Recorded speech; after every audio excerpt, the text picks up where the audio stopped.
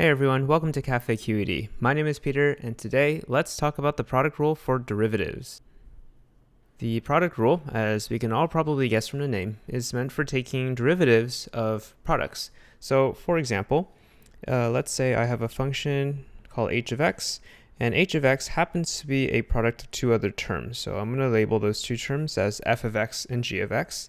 Then, if we try to take a derivative of h of x, finding h prime of x, first of all, this will be equal to the derivative with respect to x of the quantity f of x times g of x. And then, according to the product rule, this right-hand side evaluates to become f prime of x times g of x plus f of x times g prime of x. Okay, so basically, in order to apply the product rule, the first thing we got to do is figure out the two terms that make up the product in our function. So in this case, they are f and g. Then once we figure those two things out, we find f prime of x, we find g prime of x, and then finally, we can piece everything together by using this expression here, f prime of x times g of x plus f of x times g prime of x.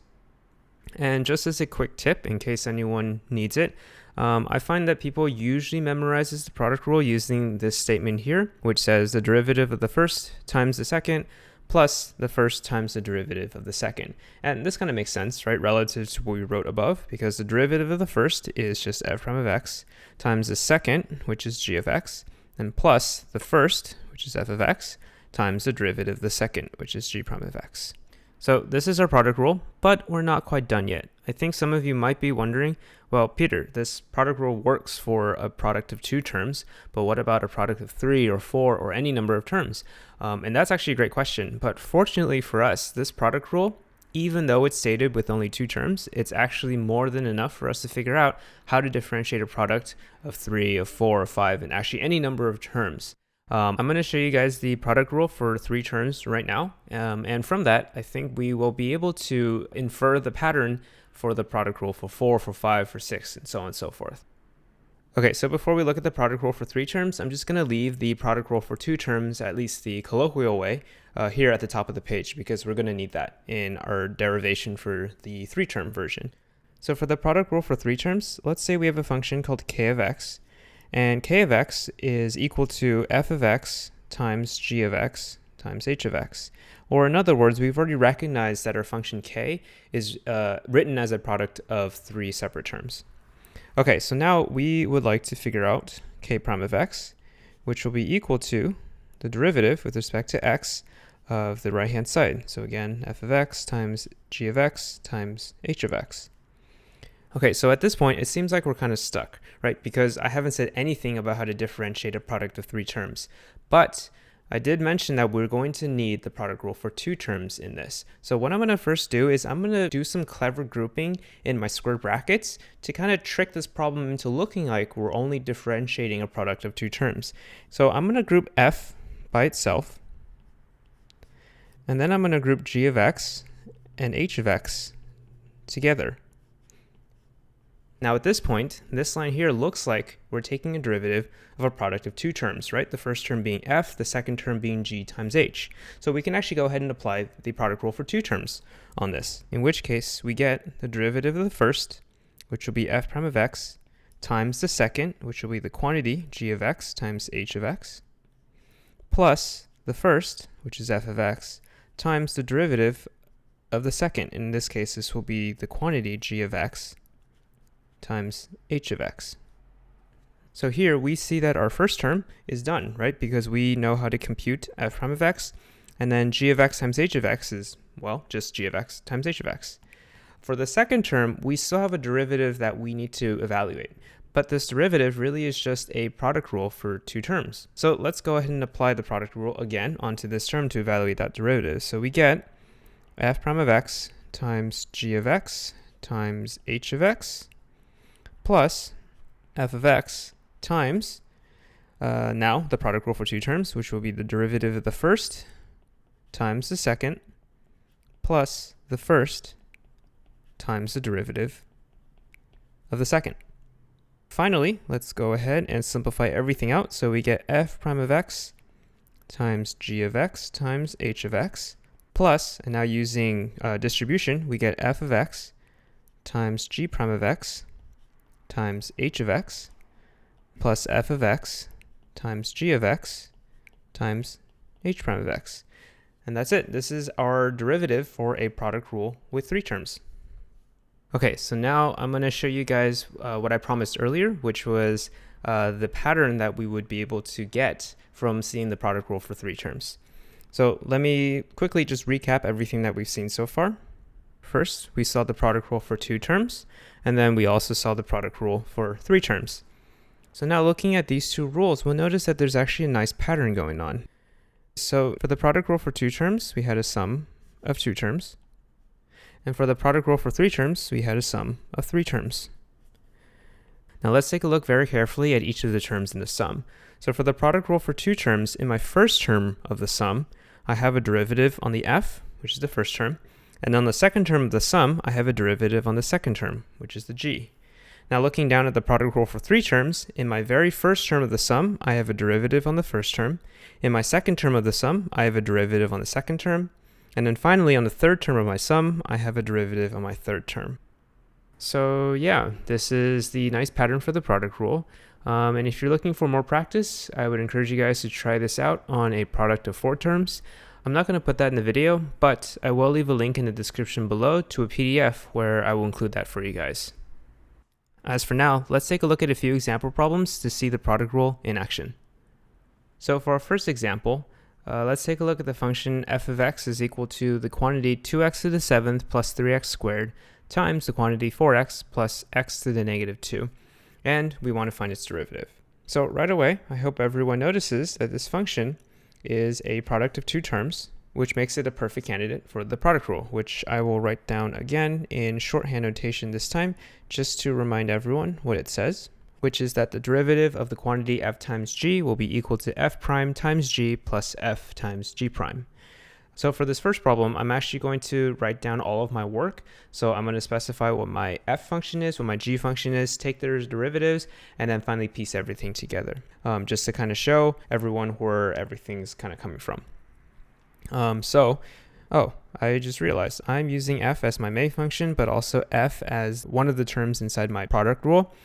So let me actually go ahead and rewrite my power rule as, let's say, using two other functions. So let's say the derivative of g times h will be equal to g prime times h plus g times h prime, right? It makes no difference. The letters are kind of just placeholders for the functions. All right, so with that said, let's go ahead and let g of x be equal to the first function in my product, so 2x to the 7th plus 3x squared. And then I'm also going to let h of x be equal to the second term in my product, which will be 4x plus x to the negative 2.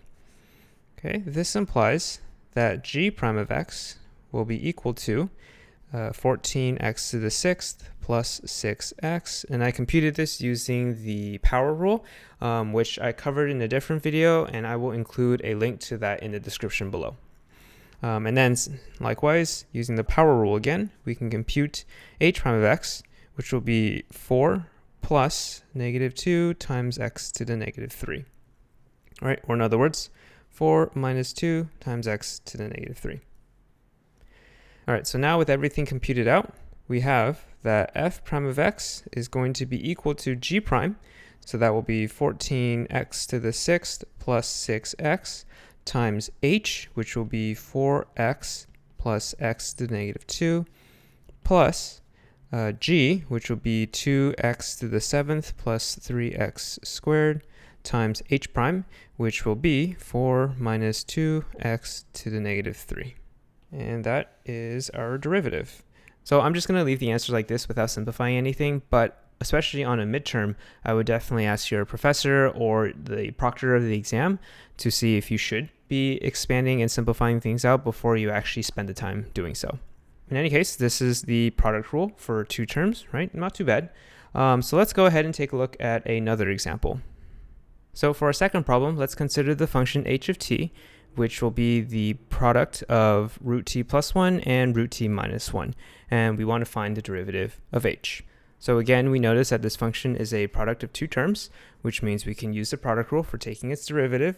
And this time I'm actually going to just throw the derivative right at the problem without setting my f and g or my two terms and doing exactly what I did in the problem before, just to show you guys what it looks like when the product rule is a little bit more streamlined. So we get that the derivative of h will be equal to the derivative of my first term, which will be root t plus 1, times the second term, plus the first term, times the derivative of my second term.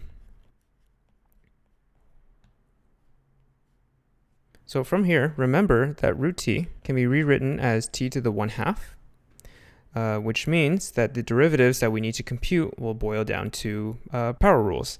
So we get that the first term is going to turn out to be 1/2 times t to the 1/2 minus 1, so negative 1/2, times the quantity, root t minus 1. Oh, and that 1 disappears, right? Because the derivative of a constant is 0. And then plus root t plus 1 times the derivative of root t again, which will be 1/2 times t to the negative 1/2. And then the minus 1 disappears because it's a constant. Okay, so now I see both of these terms have a 1/2 times t to the negative 1/2. So let's go ahead and factor those out. So we get 1/2 times t to the negative 1/2 times the quantity, root t minus 1 plus root t plus 1. Simplifying a little bit more, I see that the 1's can cancel, and then the root t's can actually combine, giving us 2 root t on the inside. And then from here, I notice that the 1/2 and the 2 can cancel out to 1, but also the t to the negative 1/2 and the root t cancel out as well, because they are reciprocals of each other. So our answer, or derivative, just comes out to be 1. All right, cool. So another application of the product rule. This one's also not too bad, hopefully. But some of you might now be wondering, like, is this the right answer, right? I know that if this were to come up on a midterm, I would also, kind of stress out a little bit because the function started out as something that seemed kind of complicated, but after taking derivative, we got the answer of 1, right? So let's go ahead and step back, and not to say that we need to do this for every single problem, but for this one specifically, let's just go ahead and step back to take a look to see if there's anything along the way that kind of hints that the answer should be 1. And the trick here is if we look back at our original function h of t, so let me go ahead and write this out on the side here. Our original function h of t, which is root t plus 1 times root t minus 1. This function is actually in a very interesting form, right? Because if we let a be root t and b be 1, then that means our function is actually a product of a plus b and a minus b. And we know that this is going to be equal to a squared minus b squared. So this means that our function h of t is actually just t minus 1. And therefore, I think now everyone sees that the derivative of h is really just 1. And I think the takeaway message for this is that even though we know how to take a derivative of a product of two terms, it's always worth thinking twice about the problem that we're looking at in case there's anything that we can do to simplify it, because simplify it might help reduce how much work that we need to put in.